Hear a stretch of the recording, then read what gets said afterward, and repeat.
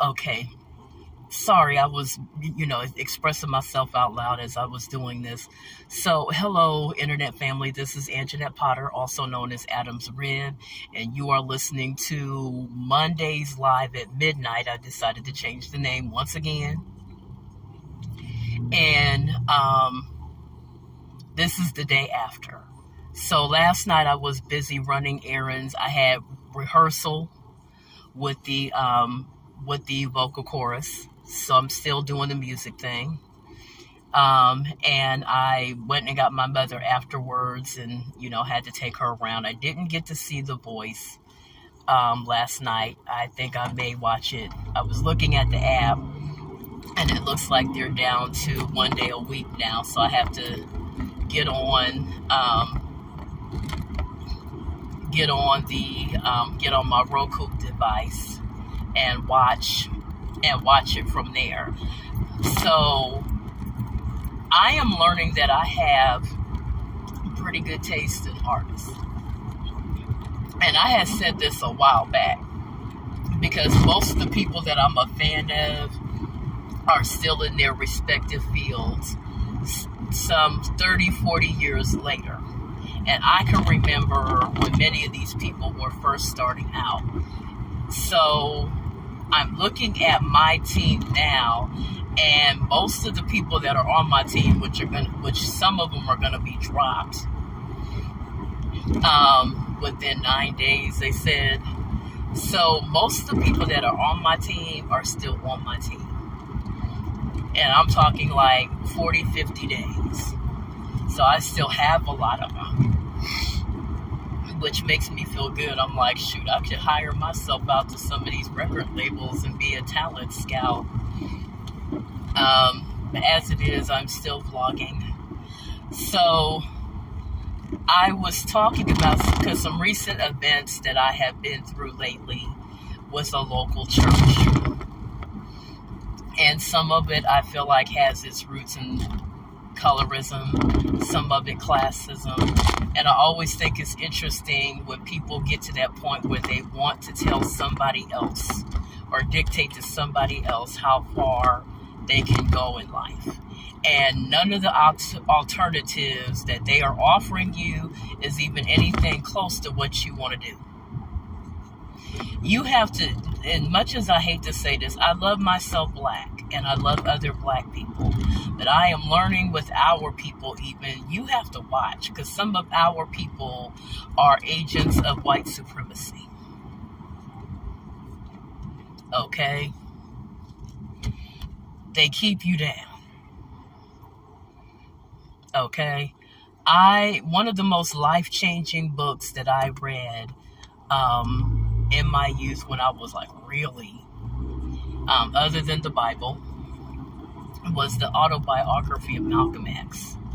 So I remember during the time that that Spike Lee was making the movie that you saw these X's everywhere. And so my mother happened to watch a biography on him on the Biography Channel, which I believe was A&E at the time. So they had a show called Biography. And so they, talked about his story. Well, I went ahead and got the book by Alex Haley, The Autobiography of Malcolm X. I recommend this book. Could be college reading. This could be high school reading. If you are a teacher who does book reports, I highly recommend you read this book and then decide whether or not you want to put it on your required or elective reading for your students, because it is an awesome book. So, and sooner or later, this book is going to be on my Bookworm as one of my books of the month. I'm just trying to get that back up and rolling. I've had so much warfare here lately. A former church that I used to be involved with is involved in human trafficking. I really do suspect it, and I believe it's one of the reasons why they keep pestering me. Now, and I don't lie on people, I don't make up stuff on people, but I'm also of the mind that you have to watch people. I believe that I still believe that the divest move is of the devil. And I've talked about the divest movement, the difference between divesting and just regular good old-fashioned interracial dating, which I'm like really not interested in at this particular time. Men on the internet already kind of creep me out to some degree. Okay? Just because, like I said, I'm of the mind if I cannot say no, it's not freedom if you can't say no to it. You know, and people keep wanting to talk about certain things being free. Well, you're free. There's no social. Well, first of all, I'm not dating someone of a different ethnicity because I care about social sanctions. If anything, that would probably make me more likely to do it just because I know you don't like it. Okay, I tend to be that person.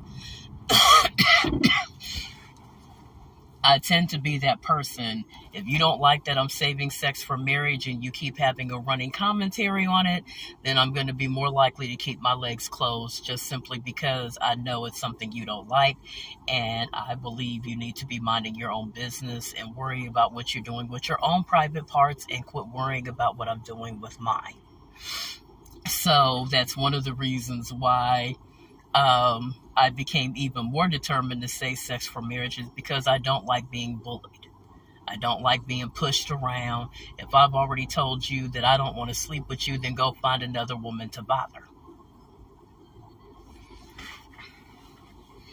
And I don't like the thought of people trying to tell me, so I'm still in music ministry, I can sing. I don't like other people messing with people. I'm not into the divest movement.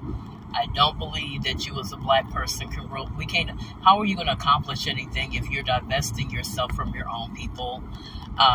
There have been people, messages all up through my YouTube feed, mentioning, well, I believe God is isolating you at this time. I don't believe you. Abusive spirits love to isolate people because abusive spirits like to get you along so they can heap even more abuse onto you. It's really not a fun thing for someone to do to you. It's just been a mess lately. And today, get out and vote. I will not be voting Republican for anybody. I choose the immigrants over Donald Trump. I don't know, this may sound, some people may take this wrong, but there are times when I am tired of white males. Okay? I think that there are other white males that might be tired of some white males, okay? I'm sick and tired of the people who have money praying and weaponizing resources against those who don't have money. I'm tired of people cutting the legs from under very important programs that allow people who, are not there financially being able to get help so they can be able to take care of themselves and their families. Okay, there are times when you get sick and tired of it. I'm tired of racism. I'm tired of sexism. I'm tired of people who are not nice people and not good people having power over people to mess them over.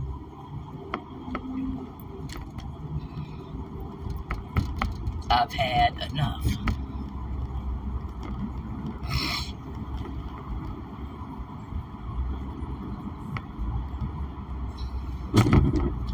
And I'm tired of men using classism as an excuse to exploit women sexually.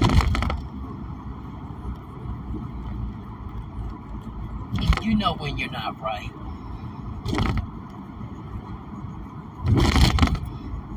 So no, I don't support the divest movement. I think that if a black woman does not want to date interracially, I don't think she should. And I don't think anyone else has, and I don't believe anyone else has the right to decide for you whether or not you're going to swirl. If you don't have the freedom to say no to a situation, then it is not freedom. It's only freedom for those who want to exploit you. Okay?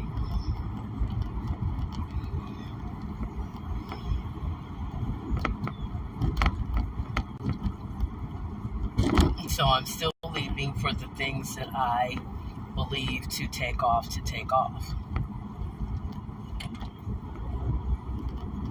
I have been watching some, I'm still addicted to YouTube, and it's maybe look on Amazon about buying it.